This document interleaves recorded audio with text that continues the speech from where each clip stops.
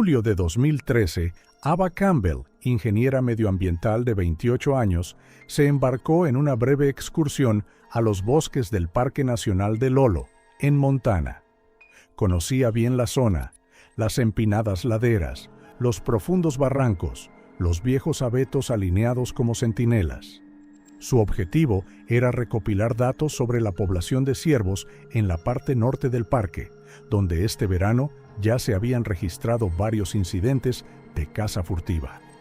Ha pasado un año, y cuando el investigador privado contratado por su familia se topó con un antiguo campamento de tala ilegal en un valle remoto, no tenía ni idea de que a unos cientos de metros encontraría el descubrimiento más espantoso de la historia de estos bosques: un círculo de neumáticos empapados en aceite y un cadáver calcinado en su interior.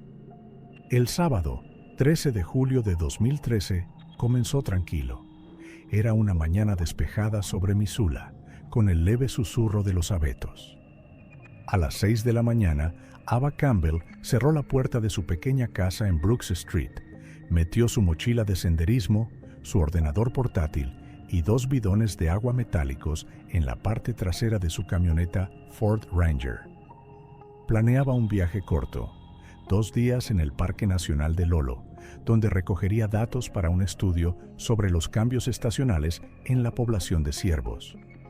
Sus vecinos la vieron salir del patio.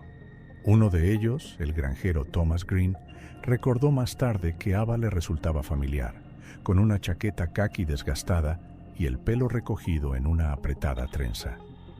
Dijo que ella le saludó y añadió que esta vez iba más lejos de lo habitual. Estas palabras se convertirían más tarde en un detalle importante para los investigadores. A las 7:36 entró en una gasolinera de Mountain View en la autopista 12. Las cámaras de vigilancia la captaron comprando una botella de agua, varias barritas energéticas y un paquete de pilas para su dispositivo GPS. La cajera, una joven llamada Marley Sloan, declaró más tarde que Ava estaba tranquila y concentrada, como alguien que sabe exactamente a dónde va. Su rostro no mostraba ni miedo ni excitación. Aproximadamente a las 11:17, Ava envió un breve mensaje a su amiga Jenny Rose. «Me voy en la ruta. No habrá servicio. No te preocupes, te llamaré el domingo por la noche». Fue la última confirmación de que estaba viva. Aparcó su camioneta al principio de la ruta, que los lugareños llaman Cedro. Esta ruta se considera una de las menos visitadas de la parte norte del parque. Entonces comienza la zona en la que desaparece la conexión con la red y el bosque queda cerrado por un muro de ramas y aire húmedo. Cuando Ava no se puso en contacto el domingo 14 de julio, su amiga no le dio mucha importancia al principio. Sabía que las señales en las montañas suelen apagarse. Pero el lunes por la mañana, Jenny, preocupada por el silencio, se puso en contacto con la oficina del sheriff del condado de Missoula. Ese mismo día, a las 10:45 de la mañana, se presentó una denuncia por desaparición. La operación de búsqueda comenzó por la tarde. En ella participaron 8 voluntarios, 2 guardas forestales y un equipo canino. Por la noche encontraron la camioneta de Ava, aparcada en la linde del bosque, en el mismo aparcamiento donde la había dejado en viajes anteriores. El coche estaba cerrado y no se encontraron las llaves. Dentro había una mochila con material, un cuaderno, un ordenador portátil y un teléfono. No había dinero ni documentos personales, pero tampoco señales de pelea. Había un mapa plegado de la ruta en el asiento delantero y un termo y una botella de agua sin abrir en el asiento del copiloto. El investigador principal de la oficina del sheriff, el teniente Douglas Bain, señaló más tarde en un informe: parecía que la persona acababa de salir a dar un paseo y pensaba volver. Fue este orden lo que alertó a los investigadores. En la mayoría de los casos, las desapariciones en las montañas van acompañadas de caos, cosas desperdigadas, signos de prisa, cinturones rotos. Aquí había una extraña calma. Un helicóptero y 2 perros rastreadores participaron en la búsqueda. Peinaron el bosque a lo largo del sendero del Cedro, pero no detectaron ningún rastro. Al cabo de unos cientos de metros, el sendero se interrumpió como si la mujer se hubiera desvanecido en el aire. Los interrogatorios a familiares y amigos continuaron durante toda la semana. La madre de Ava, Martha Campbell, dijo que su hija estaba trabajando en un informe para el Departamento de Recursos Naturales. Su tarea consistía en registrar las ubicaciones de quemas de residuos y talas no autorizadas. La amiga de Jenny confirmó que Ava había mencionado repetidamente los vertederos ilegales en las inmediaciones del parque en las últimas semanas. Era demasiado persistente, a veces incluso dura. En sus quejas, escribía cartas a publicaciones locales y se ponía en contacto con inspectores de medio ambiente. Este testimonio se convirtió en la primera pista.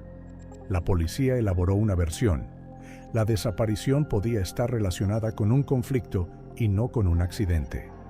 Quizá Ava se había cruzado con personas que se dedicaban a la eliminación ilegal de residuos y no querían testigos. El sheriff Richard Howard convocó una rueda de prensa el 15 de julio. Dijo que la desaparición de Campbell se estaba investigando como un caso con un posible elemento criminal. Se permitió a los periodistas filmar los alrededores del rastro, pero sin detalles. Los reporteros solo mostraron imágenes de un coche, cinta amarilla y un borroso camino forestal que conducía al interior. Pasaron los días. Los helicópteros sobrevolaban las copas de los árboles y los equipos de búsqueda se sustituían unos a otros. Los perros captaban el olor del asiento del coche, pero cada vez lo perdían a unas decenas de metros del aparcamiento. No había ni una sola huella de zapato, ni un solo trozo de tela. Incluso los nidos de pájaros permanecían intactos, como si el propio bosque hubiera ocultado todo rastro. Tras 5 días de búsqueda activa, la operación se redujo. Oficialmente, se pasó al modo de observación. La familia de Ava no estuvo de acuerdo con esta decisión e inició su propia búsqueda, pero los resultados fueron igual de negativos. Los habitantes de la zona hablaban de un agujero negro en el bosque, un lugar donde los animales llevaban desapareciendo varios años seguidos, y los cazadores oían un zumbido por la noche que parecía un motor lejano. La policía creía que estas historias eran supersticiones, pero para muchos residentes del condado, la historia de Ava Campbell se ha convertido en una nueva leyenda. Los informes indican que los últimos rastros de su paradero, marcas de neumáticos de camioneta y una huella de bota junto a la puerta, permanecieron hasta el final del verano. Después, las lluvias las borraron. Así terminó la primera semana de búsqueda. El bosque de Lolo había recuperado su silencio, y el caso de la desaparición del joven ecologista se había convertido en otro misterio sin resolver, sin cuerpo, sin respuesta y sin siquiera una dirección en la que mirar. Pasaron varias semanas desde que se suspendió oficialmente la operación de búsqueda en las montañas Lolo. Agosto en Missoula era seco y caluroso, pero el silencio en la oficina del sheriff era tan frío como el aire. El caso de Ava Campbell se reclasificó de activo a investigación abierta sin resultados. Esto significaba que se suspendía la búsqueda, pero la investigación seguía formalmente en curso. Los detectives ahora trabajaban en escritorios, no en el bosque. En la sala de pruebas estaba su ordenador portátil, sacado de la furgoneta, cuidadosamente empaquetado en una bolsa transparente. Su teléfono estaba a su lado. Ambos aparatos no mostraban signos de haber sido forzados. Cuando los investigadores abrieron el portátil, vieron tablas de observaciones de animales, mapas de rutas y borradores de informes medioambientales. En el escritorio había una carpeta llamada Vertederos. Contenía fotografías de zonas taladas y manchas de líquido negro que podían verse a través de la hierba cerca de los lechos de los arroyos. Los metadatos indicaban fechas tomadas pocos días antes de la desaparición. Ningún indicio de correspondencia que pudiera explicar lo que buscaba ese día. Sus últimos correos electrónicos son breves mensajes al Departamento de Recursos Naturales con fotos adjuntas. El tono es seco y oficial. No se encontraron rastros de presiones, amenazas o conflictos. Los extractos bancarios solo muestran las compras habituales: combustible, comestibles, una tienda online con material turístico. Sin embargo, encontraron algo interesante en su historial de navegación. Unos días antes de su desaparición, Ava asistió a foros de activistas medioambientales, leyó sobre talas ilegales en zonas montañosas y sobre empresas que, según los participantes, ocultaban residuos tóxicos en canteras abandonadas. Para los investigadores, este fue el primer indicio de un posible motivo. Podría haberse topado con algo peligroso. Sin embargo, para verificar esta versión, necesitaban a alguien que pudiera haber tenido relación con ella fuera del trabajo. El nombre de esa persona surgió a finales de agosto, cuando apareció una breve nota en el informe sobre la entrevista a los familiares.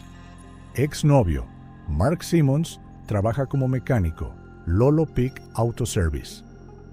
Habían roto 6 meses antes de que ella desapareciera.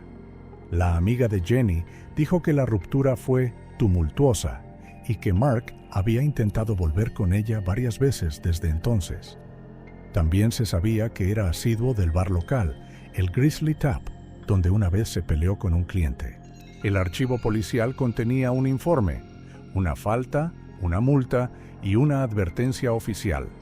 Así que cuando el detective Stephen Dalton invitó a Simmons a un interrogatorio, ya sabía que era una persona de interés en el caso. Según el propio detective, Mark se comportaba de forma nerviosa, miraba a menudo su reloj y negaba cualquier contacto con Ava. Dijo que la había visto por última vez en primavera, cuando se había llevado sus pertenencias de su apartamento. Su explicación sonaba normal, pero algo en su comportamiento no cuadraba. No pudo precisar con exactitud dónde se encontraba el día 13 de julio. Pocos días después del interrogatorio, los investigadores recibieron una orden judicial para registrar la casa. La casa de Mark estaba situada en las afueras de la ciudad, junto al garaje que alquilaba para trabajar. Durante el registro se incautaron varios objetos: guantes de trabajo, botellas de aceite y neumáticos viejos. Todo ello podría haber sido chatarra corriente de mecánico. No había rastros de sangre ni objetos personales de Ava Campbell. El informe afirma que permaneció tranquilo durante el registro, incluso bromeando. Sin embargo, cuando los expertos estaban examinando su vieja furgoneta, el hombre se puso agresivo, exigiendo que se detuviera el registro sin fundamento. Se grabó su comportamiento, pero no se encontraron pruebas directas. Tras varios días de comprobaciones, la coartada de Mark fue parcialmente confirmada por su colega del servicio de automóviles, un técnico llamado John Rowley. Dijo que el 13 de julio se quedaron en el taller después del trabajo, bebiendo cerveza y escuchando música hasta bien entrada la noche. Pero no recordaba la hora. Alrededor de medianoche. Las cámaras de seguridad del servicio no funcionaban porque el sistema de videovigilancia estaba averiado. Así pues, la coartada quedó en entredicho, pero no lo suficiente como para presentar cargos. La fiscalía se negó a abrir diligencias penales. La postura oficial es pruebas insuficientes para procesar. Para el sheriff Howard, esto fue otra decepción. Dijo a los periodistas que el caso está en suspenso, pero no cerrado. Los padres de Ava vivían entre Missoula y Helena en ese momento y viajaban a la oficina del sheriff con regularidad. Martha Campbell intentó hablar con los detectives en persona, llevando impresiones de foros en línea donde la gente escribía sobre camiones extraños que habían visto cerca de los límites del parque. La policía respondió con amabilidad, pero con cautela.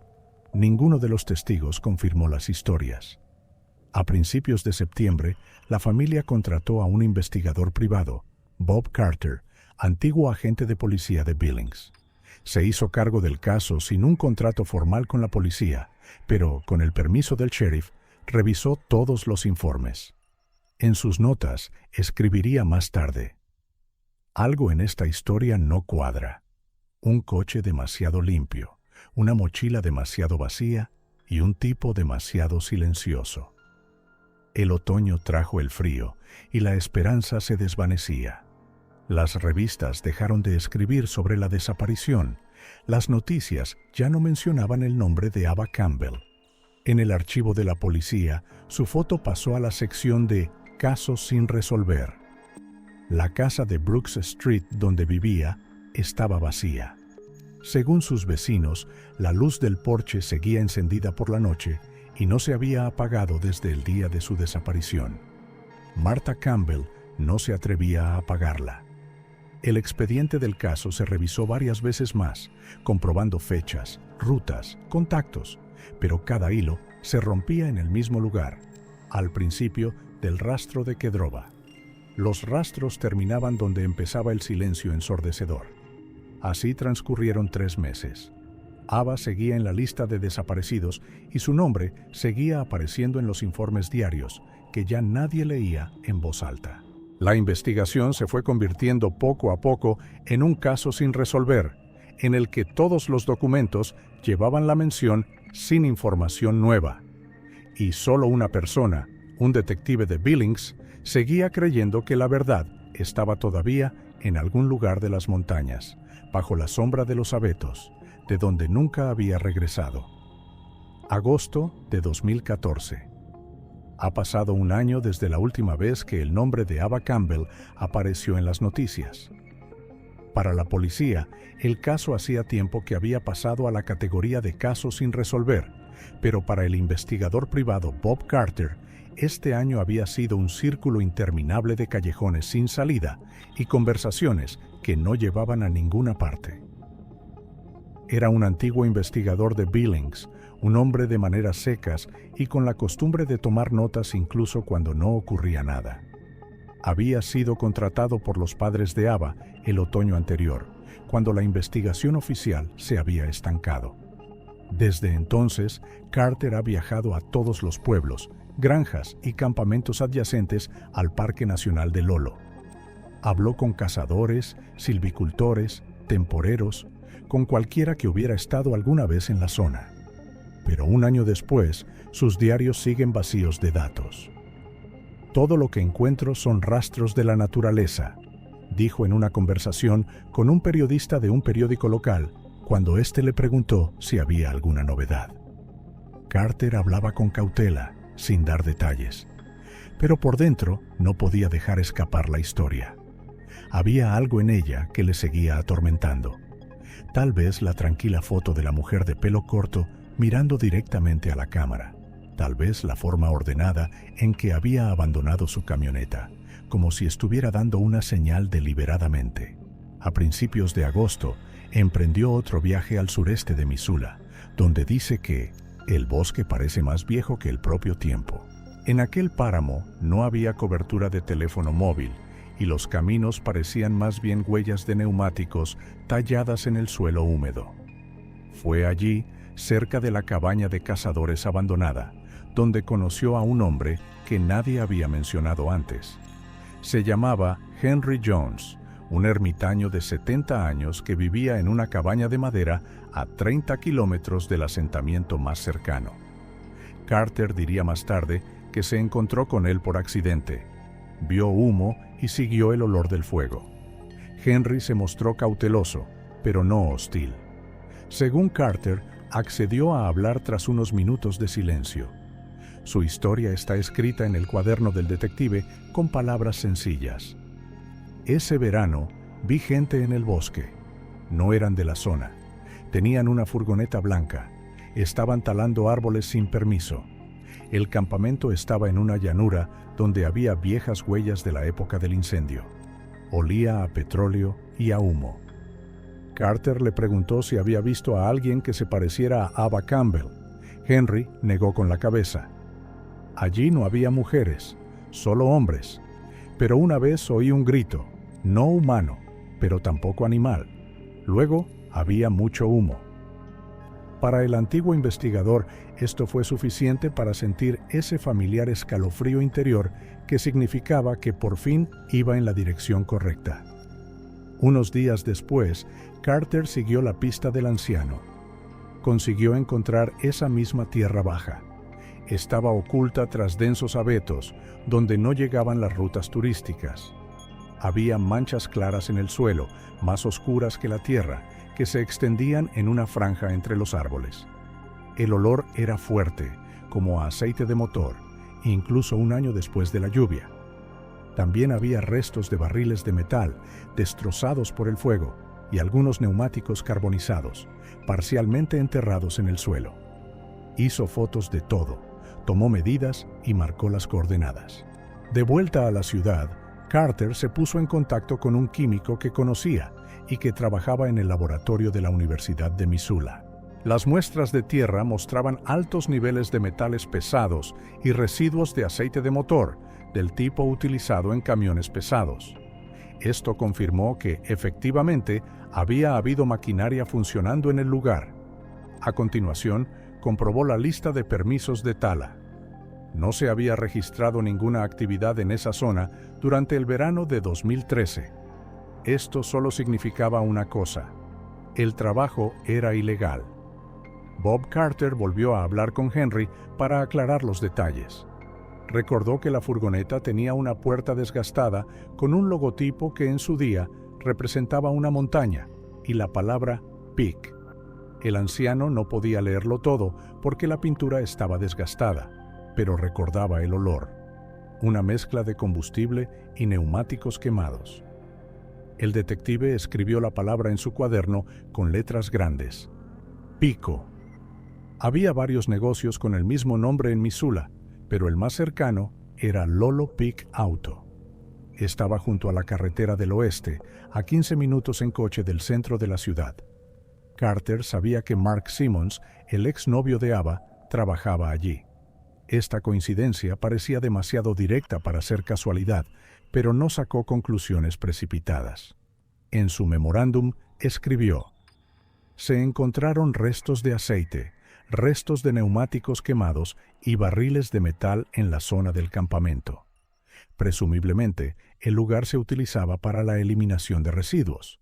Hay motivos para creer que la víctima pudo encontrarse con personas implicadas en actividades ilegales.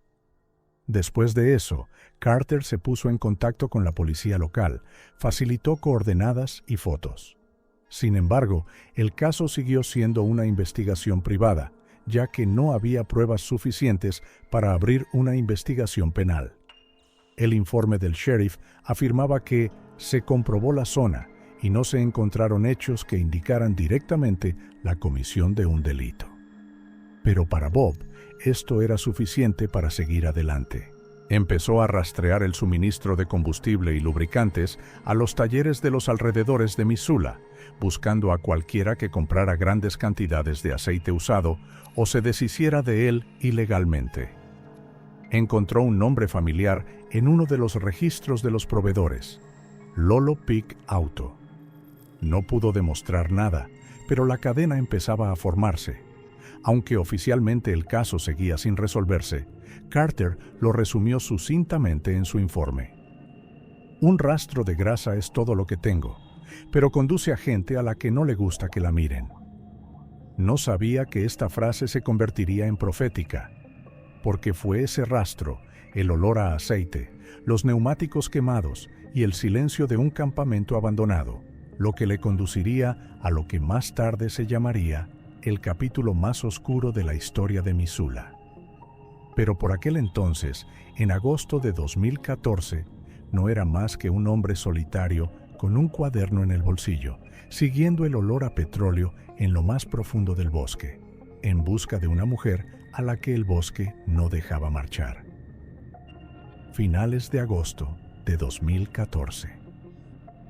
El aire de la mañana en las montañas era frío y húmedo, y el cielo sobre Lolo estaba cubierto de una bruma gris. Pocos días después de su primer viaje, Bob Carter regresó al campamento de leñadores ilegales que había encontrado, pero esta vez no solo. Le acompañaban 3 voluntarios locales, antiguos bomberos que habían aceptado ayudar en su día libre. Todos conocían bien estos bosques y Carter conocía las reglas de la búsqueda. No creía que el hallazgo del viejo cazador fuera un accidente. Había demasiadas coincidencias: las manchas de aceite, los neumáticos quemados, el silencio, que parecía encerrar algo inacabado. El campamento parecía haber sido abandonado a toda prisa. Había barriles esparcidos, bolsas de plástico quemadas y bidones de aceite vacíos. Algunos objetos estaban cubiertos de óxido, mientras que otros aún conservaban el olor a gasolina. Bajo el cobertizo había restos de madera, quemados en los bordes. Carter se movió metódicamente, metro a metro, marcando en el mapa cada objeto que pudiera indicar actividad humana. Le llamaron la atención las manchas en el suelo, oscuras, como aceite congelado, que se adentraban en el bosque. Los voluntarios, divididos en dos grupos, peinaron la zona en busca de huellas de neumáticos. Convergían en varios lugares, formando bucles, como si los coches circularan en círculos, volviendo al mismo punto. Esto alarmó a Carter. En un informe que escribió más tarde, el movimiento de vehículos se concentró deliberadamente en un área limitada, presumiblemente para destruir o disimular pruebas. Durante la tercera hora de búsqueda, uno de los voluntarios observó una extraña mancha de tierra. El suelo estaba compactado de forma poco natural, como si alguien lo hubiera pisoteado con objetos pesados. Carter se arrodilló y pasó la mano por la superficie. La arena estaba mezclada con ceniza y pequeños trozos de goma. Podía oler el aceite, pesado y dulce, que no podía haber dejado un fuego ordinario. Siguió el olor y pronto el bosque se abrió en un estrecho claro. En el centro, rodeado de troncos marrones, había un círculo de neumáticos de coche. Había una docena de ellos, viejos, agrietados y carbonizados. Yacían perfectamente planos, formando un anillo oscuro de unos 3 metros de diámetro. Dentro del círculo, el suelo era de otro color, gris y blanco, como ceniza lavada por la lluvia. Carter se agachó y tocó la superficie con el guante. Bajo la capa de hojas y tierra brillaba un fragmento de hueso. Al principio pensó que se trataba de un animal, pero cuando hurgó en el suelo con el cuchillo, se hizo visible la silueta de un cráneo humano. El detective retrocedió unos pasos. El viento le trajo olor a metal que reconoció al instante. Aceite quemado, el mismo que deja una gruesa película en las manos de los mecánicos. Carter se dio cuenta inmediatamente de que no se trataba de un incendio accidental. Alguien había montado deliberadamente un horno en el bosque, utilizando neumáticos como combustible. Ordenó a los voluntarios que se apartaran y no tocaran nada. A continuación, se puso en contacto por radio con la oficina del sheriff del condado de Missoula. Su mensaje, grabado en el diario de su oficina, sonaba plano. Probable escena del crimen. Restos humanos. Es necesario acordonar la zona y realizar un examen forense. Antes de que llegaran los investigadores, Carter fotografió la escena desde 4 direcciones y marcó las coordenadas. Cerca de allí, encontró los restos de un barril de metal que había estado sobre un trípode. Dentro había restos congelados de un líquido oscuro. Esto confirmó la versión de la quema deliberada. Alguien había mezclado aceite de motor con combustible, le había prendido fuego y lo había abandonado cuando el fuego había hecho su trabajo. Cuando las primeras autoridades llegaron al lugar, el césped ya había sido acordonado con cinta amarilla. Los expertos forenses trabajaron minuciosamente. Desenterraron cada fragmento de hueso por separado y lo marcaron con banderas rojas. En la superficie encontraron un broche de metal, una alianza con una piedra dañada y restos de tela caqui. Según el experto, la tela coincidía con el modelo de pantalón de senderismo que llevaba Ava Campbell. La comparación de los datos dentales confirmó lo peor. Los restos pertenecían a ella. Según el informe policial, el cuerpo se quemó por completo, pero algunas partes se conservaron gracias a la humedad del suelo. El cráneo presentaba grietas causadas no por un traumatismo, sino por las altas temperaturas. Los análisis mostraron restos de metales pesados, residuos del aceite de motor que había empapado los huesos.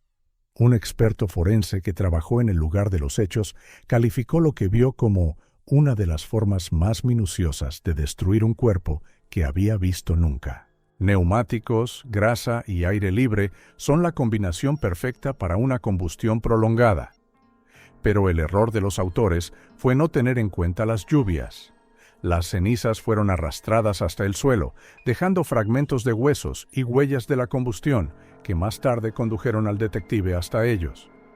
Los objetos encontrados, un bidón quemado, una tapa metálica y fragmentos de vidrio, se incautaron más tarde como pruebas materiales. Todos ellos presentaban huellas de sustancias minerales que coincidían con la composición del aceite utilizado en los servicios del coche. Este hecho aún no demostraba la culpabilidad, pero trazaba claramente la dirección de la investigación. Los registros policiales indicaban: tras la identificación oficial, el caso de Campbell se reclasificó de desaparición a asesinato. Para Bob Carter, era el final de una búsqueda y el principio de otra. Su cuaderno, que llevaba consigo desde el primer día, fue rellenado con una breve anotación: un círculo de neumáticos, miedo dentro, lo quemaron para borrarlo, pero dejaron el olor. Aquella tarde, permaneció largo rato al borde del claro, mientras los expertos empaquetaban las últimas bolsas con pruebas. El bosque, que había permanecido en silencio durante un año, pareció exhalar de nuevo. Por encima de las copas se elevaba una ligera humareda, sobrante de los restos de la quema. El olor a petróleo seguía en el aire. Y aunque la noche caía sobre Lolo, ahora todos los que pasaban por este camino sabían que el bosque ya no estaba en silencio. Revelaba lo que había estado ocultando durante todo un año. Septiembre de 2014 comenzó con fuertes lluvias y cortas nieblas otoñales. El cielo estaba cargado sobre Missoula y el olor a tierra mojada recordaba al mismo bosque donde se habían encontrado los restos de Ava Campbell unas semanas antes. Tras confirmarse oficialmente su muerte, el caso se reclasificó como asesinato, y con ello una nueva línea de investigación. La oficina del sheriff del condado de Missoula se convirtió en un centro de actividad. Los detectives desplegaban fotos de la escena del crimen sobre sus escritorios, comparándolas con materiales anteriores. La principal fuente de información era el informe del investigador privado Bob Carter. Su versión, que antes había parecido una suposición, ahora tenía pruebas documentales: neumáticos, aceite y la forma en que fue quemado el cadáver. Todo apuntaba a que el crimen estaba relacionado con personas que tenían acceso a fluidos técnicos y vehículos. Entre los nombres que reaparecían en el expediente había uno familiar: Mark Simmons.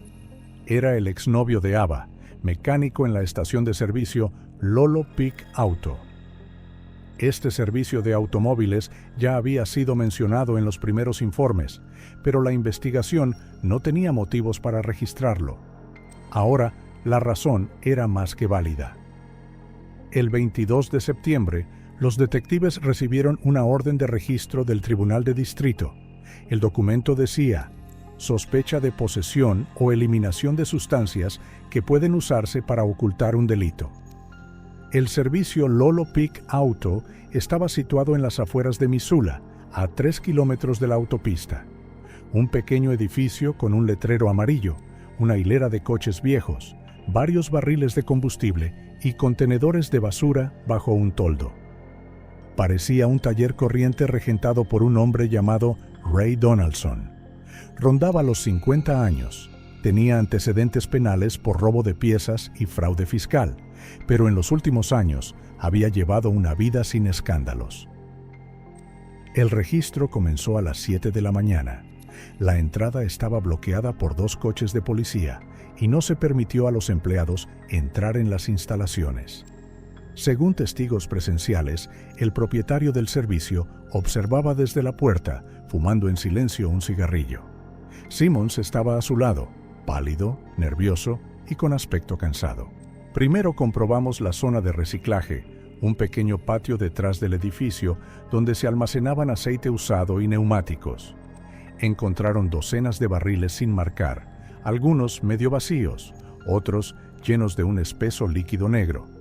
En el fondo había restos de trozos de goma quemados. Los expertos tomaron muestras y las enviaron al laboratorio.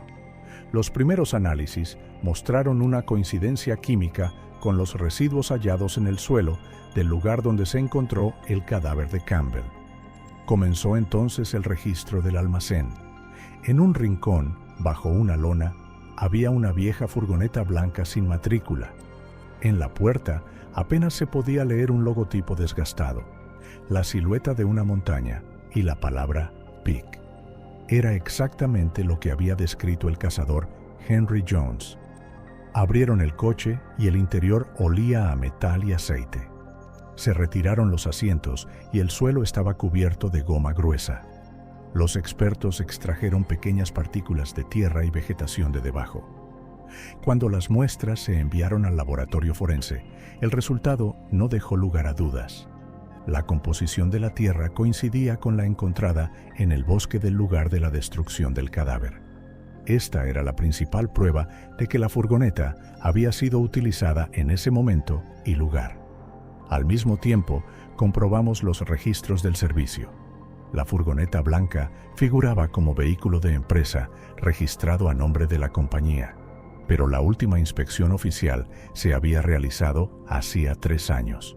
La base de datos de matriculación también reveló que el vehículo viajaba a menudo fuera de la ciudad, a pesar de carecer de permiso para transportar residuos técnicos. Tras varias horas de inspección, los detectives se incautaron de documentos, discos duros de cámaras de vigilancia, que resultaron no funcionar durante mucho tiempo, y teléfonos de varios empleados. Cuando los expertos examinaron la oficina, encontraron en el cajón de la mesa de Donaldson un cuaderno con registros de entregas de combustible y aceite.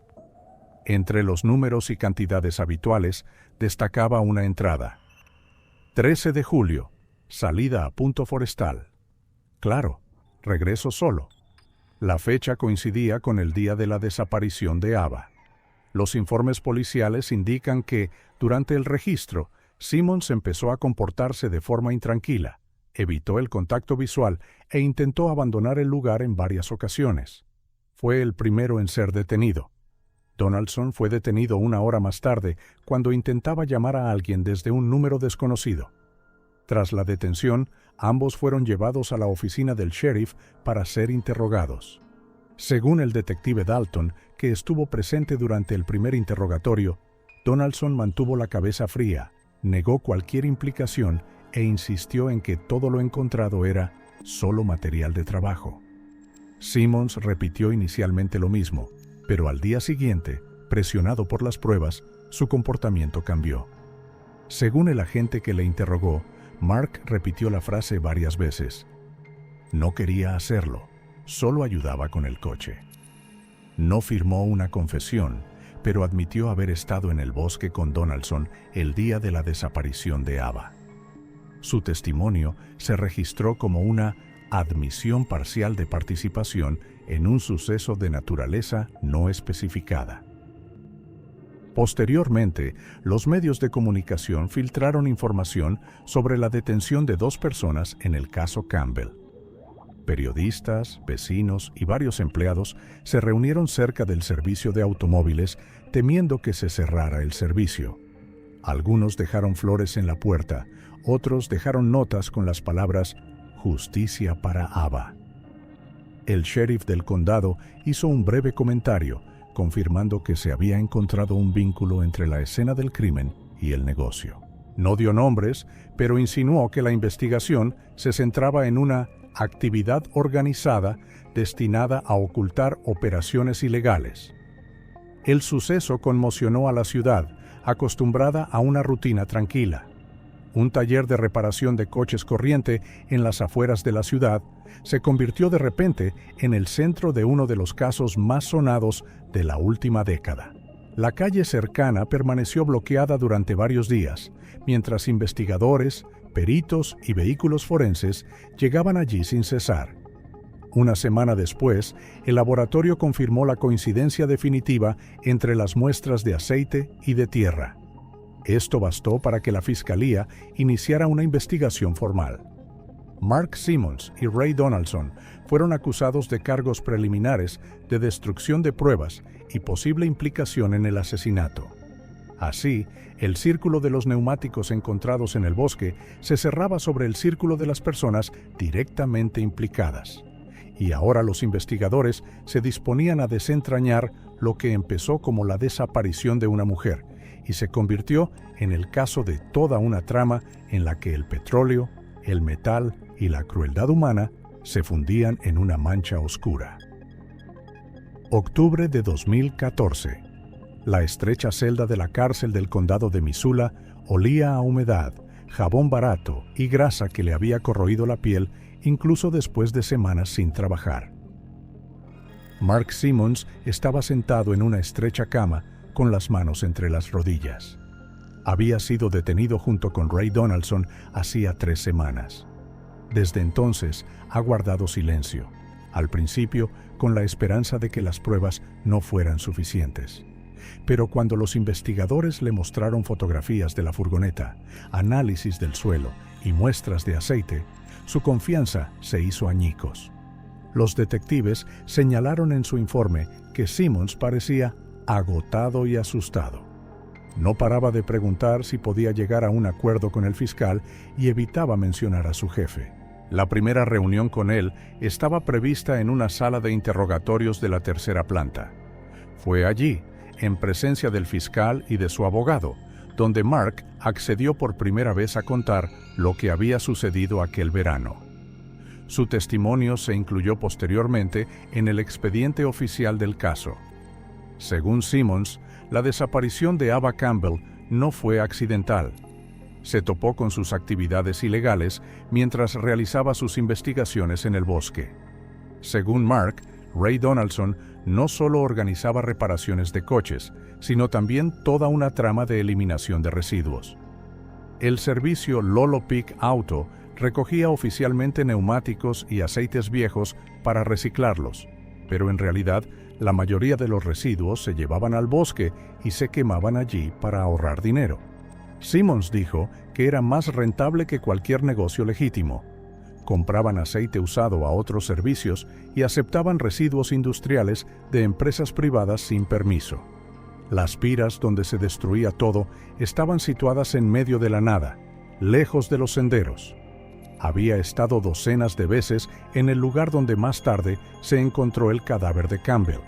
Según él, el 13 de julio de 2013, Donaldson le encargó que entregara otro cargamento de neumáticos y barriles. Simmons partió por la mañana en una vieja furgoneta blanca, cargando los residuos.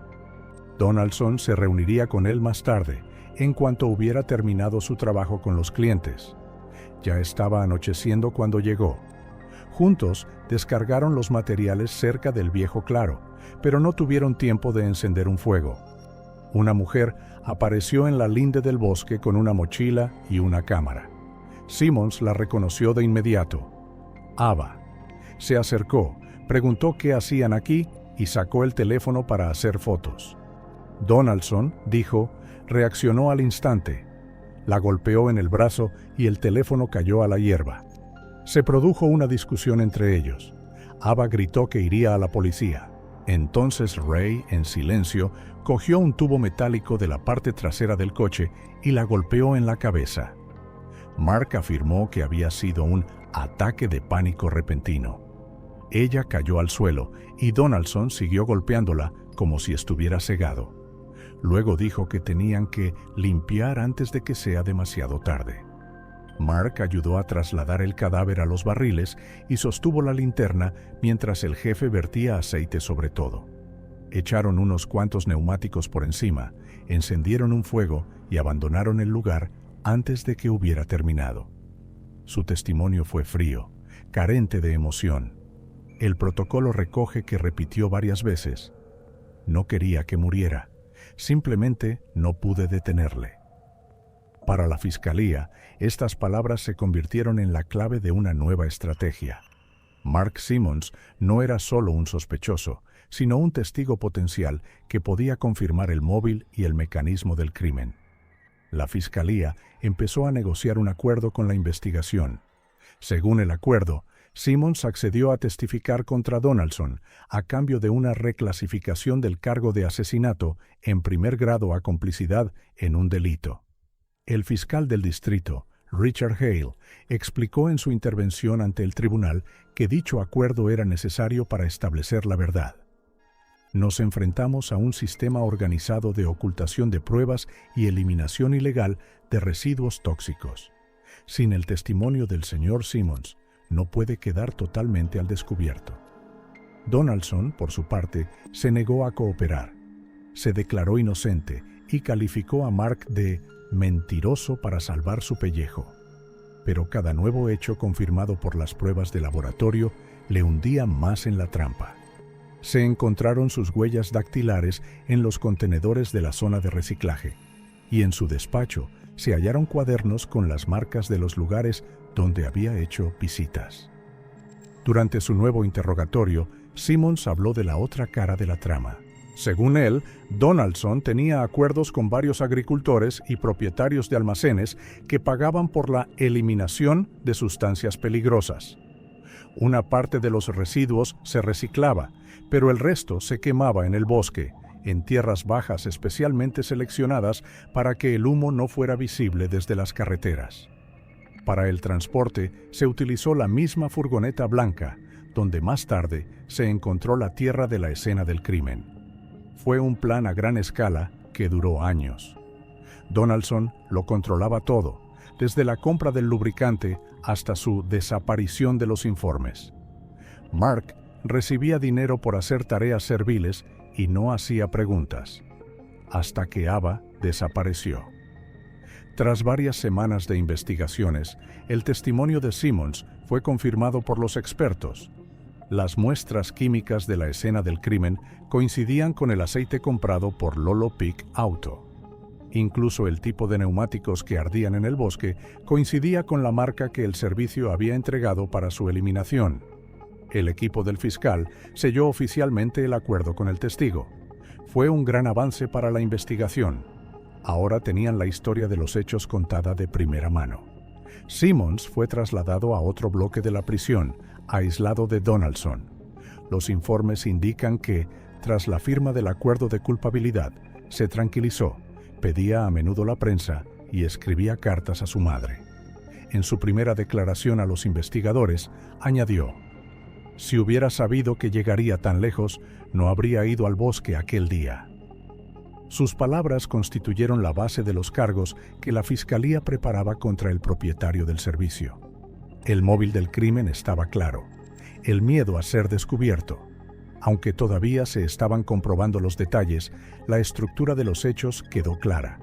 Un negocio ilegal, un transeúnte, un asesinato impulsivo y un intento de destruirlo todo con aceite y fuego. En los documentos oficiales, este episodio se describe brevemente como el testimonio de Simmons, el acuerdo aprobado, los materiales presentados al tribunal. Pero para los implicados en la investigación, esta parte del caso tenía otro nombre. Hablaban entre ellos: «Hicimos un trato con el diablo para atrapar al peor». Febrero de 2015. El Tribunal de Distrito de Missoula se preparaba para uno de los juicios más sonados de la última década. Periodistas, estudiantes de derecho y residentes locales que conocían la historia de Ava Campbell, no por los periódicos, sino de oídas, se reunían a diario en la fachada de piedra del edificio que daba a la plaza. Todos querían ver al hombre al que llamaban el hombre que convirtió un taller de reparación de coches corriente en una escena del crimen oculta.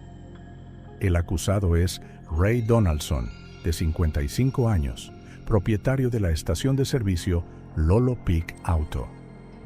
Fue acusado de asesinato en primer grado, destrucción de pruebas y manipulación ilegal de residuos tóxicos. Su antiguo subordinado, Mark Simmons, fue el principal testigo de cargo tras un acuerdo con la fiscalía. La sala estaba abarrotada. 8 miembros del jurado, 4 hombres y 4 mujeres, ocupaban sus asientos con una mirada de tensión contenida. Los padres de Ava se sentaron en primera fila, junto a la prensa. Su presencia añadió peso emocional al proceso. Todos los testigos que subían al estrado podían ver sus ojos. La fiscalía presentó el caso como un asesinato a sangre fría, cometido para ocultar un negocio ilegal.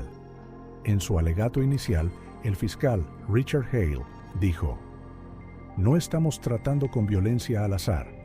Estamos hablando de una trama que lleva años funcionando, una trama en la que la vida humana se ha convertido en un bien de consumo".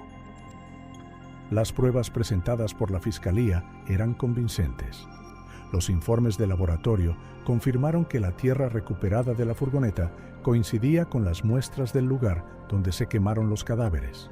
Los expertos describieron cómo el mismo tipo de aceite de motor utilizado en el servicio se encontró en los huesos de la víctima.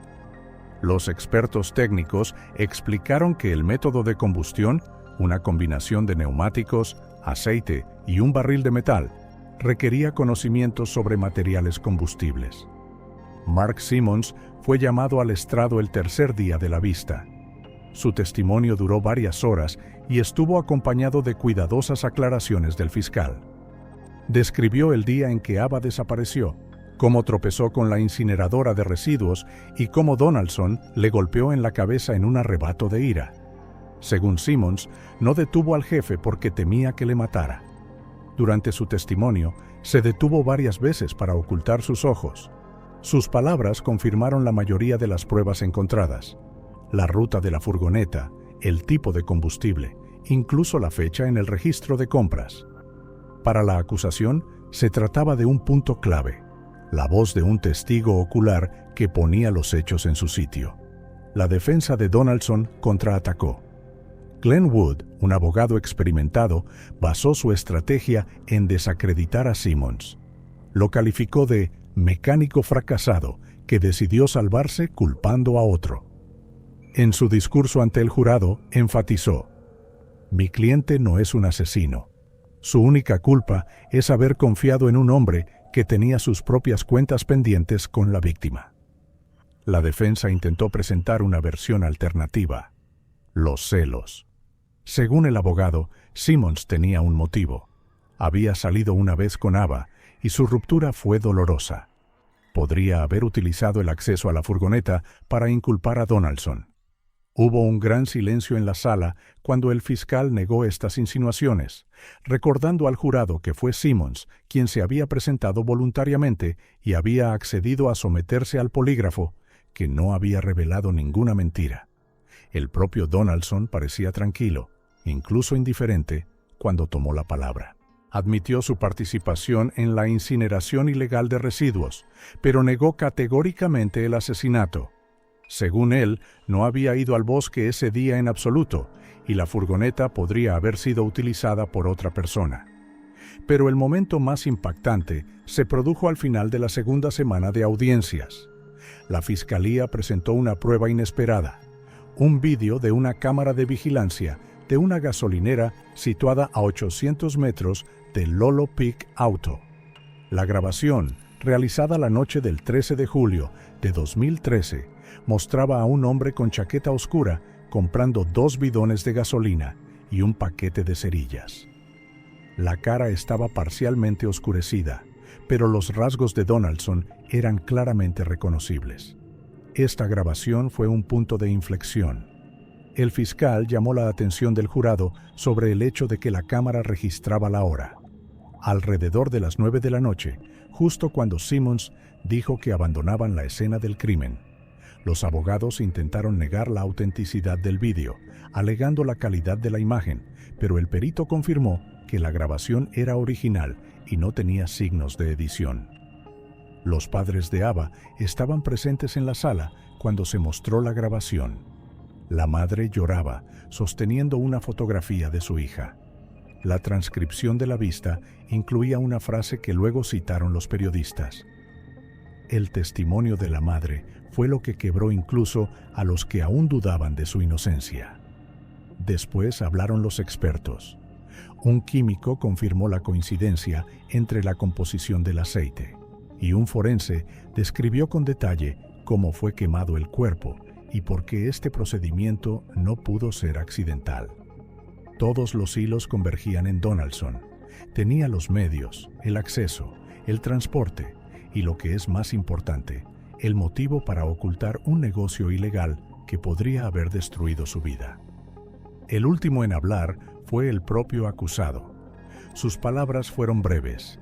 Lo calificó de conspiración entre un antiguo empleado y la policía. Cuando le preguntaron por qué había comprado combustible aquella noche, dijo que lo necesitaba para el generador. Sin embargo, en los registros de servicio no constaba ninguna reparación del generador en aquellos días. El jurado escuchó en silencio, pero el ambiente en la sala cambió. La duda que la defensa intentaba sembrar empezó a disiparse. La prensa calificó aquel día como el momento en que el silencio se puso del lado de la acusación. A finales de febrero, el tribunal había examinado todas las pruebas. Las partes concluyeron sus discursos y el juez anunció una pausa para las deliberaciones del jurado. Missoula vivía a la expectativa del veredicto. Por las tardes se dejaban flores en el exterior del juzgado y el periódico local escribió que el juicio era como el eco del humo del bosque elevándose por fin por encima de la verdad. Todo el mundo, desde los granjeros hasta los estudiantes, conocía ahora el caso Montana. Pero mientras los jueces deliberaban, la ciudad permanecía inmóvil, como si el propio bosque contuviera la respiración, esperando el veredicto para volver al silencio que había mantenido todos estos años. Marzo de 2015. Era el comienzo de la primavera en Missoula, con cielos pesados, charcos en las aceras y un viento que olía a tierra mojada. La gente se congregaba en el juzgado del condado mucho antes de que empezara la vista. Las puertas se abrieron a las 9 de la mañana y los pasillos se llenaron enseguida con el sonido de las voces. Todos sabían que hoy el juez anunciaría el veredicto en el caso del estado de Montana contra Ray Donaldson. El acusado fue conducido a la sala custodiado. Caminaba despacio, mirando al frente. Llevaba un traje gris de tipo carcelario. El pelo le estaba encaneciendo, pero su postura seguía siendo obstinada. A su lado estaba sentado su abogado, el mismo que había insistido en su inocencia desde los primeros días. En el banco de detrás había varios empleados del antiguo servicio que habían acudido por curiosidad. A su lado, más cerca de la primera fila, estaban sentados Martha y Robert Campbell. Iban cogidos de la mano. La madre sujetaba un sobre blanco, una carta que pensaba entregar al juez cuando se anunciara el veredicto. Sobre la mesa, delante de ella, había una fotografía de su hija. Ava sonreía directamente al objetivo, con un pincher dorado que había rescatado de un refugio. El juez Mason Gray entró en la sala a las 9:20 en punto. Se hizo el silencio al instante. Su voz era tranquila cuando empezó a leer el veredicto del jurado, anunciado la noche anterior tras 16 horas de deliberación. Ray Donaldson ha sido declarado culpable de asesinato en primer grado, manipulación ilegal de residuos tóxicos y destrucción de pruebas. Al pronunciar estas palabras, Martha Campbell se cubrió la cara con las manos. Donaldson no se inmutó. Su rostro permaneció pétreo, solo sus labios se movieron en una línea dura. El juez continuó. La sentencia es cadena perpetua sin posibilidad de libertad condicional. Teniendo en cuenta la gravedad del delito, el tribunal no ve motivos para atenuar la pena. El siguiente párrafo del veredicto se refería a Mark Simmons. Fue condenado a 15 años de prisión por complicidad en la ocultación de un delito y destrucción de pruebas. El tribunal tuvo en cuenta su cooperación con la investigación y la plena confesión de sus actos. Tras leer la sentencia, el juez dio la palabra a las partes. El fiscal Hale dijo brevemente: «Hoy se ha hecho justicia, pero ninguna sentencia nos devolverá al hombre que perdimos». La defensa, por su parte, anunció que recurriría, alegando que el principal argumento de la acusación se basaba en el testimonio de un hombre que tenía intereses creados. Los periodistas grabaron que Ray Donaldson, al salir de la sala, Susurró una frase que solo oyeron unas pocas personas cercanas. «Estáis todos equivocados». Inmediatamente fue escoltado a la salida por los guardias. Tras la vista, se celebró una breve rueda de prensa en la escalinata del tribunal. Representantes de la Fiscalía dijeron que el caso Campbell había terminado y dieron las gracias a todos los que habían colaborado en la investigación. Martha Campbell dijo a los periodistas que no se sentía feliz, sino aliviada. Sus palabras fueron citadas en las noticias locales. «Hemos hecho justicia, pero cuando el juicio termina, el dolor no termina con él».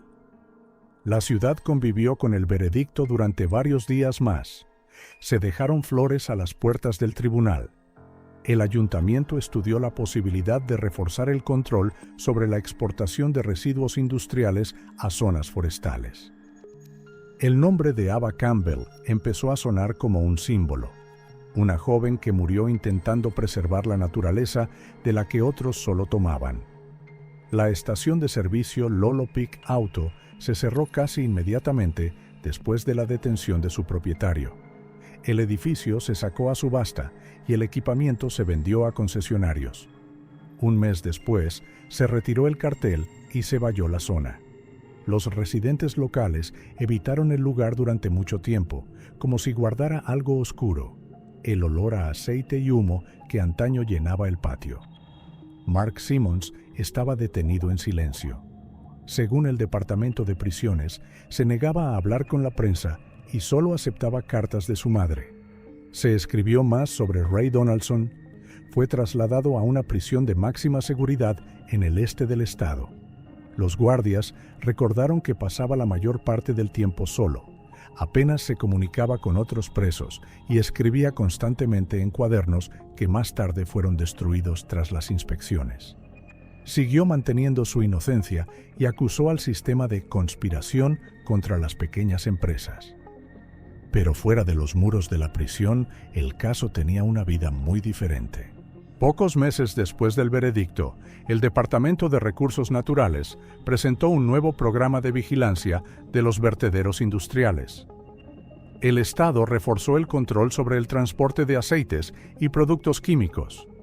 El informe preparado para el gobernador mencionaba explícitamente el nombre de Campbell como ejemplo de cómo la negligencia y la codicia pueden convertirse en tragedia.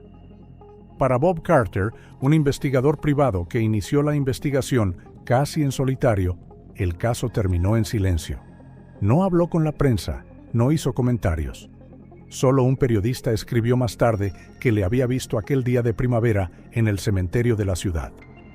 Carter se quedó de pie junto a la tumba de Ava, con el sombrero en la mano, mirando la placa con su nombre, y no se movió durante un buen rato. Luego depositó una rama de cedro en el suelo, la misma planta cerca de la cual Ava había sido vista con vida por última vez. Missoula volvió poco a poco a su ritmo habitual, pero en el bosque de Lolo, donde se encontró el círculo de neumáticos hace un año, no creció nada durante mucho tiempo.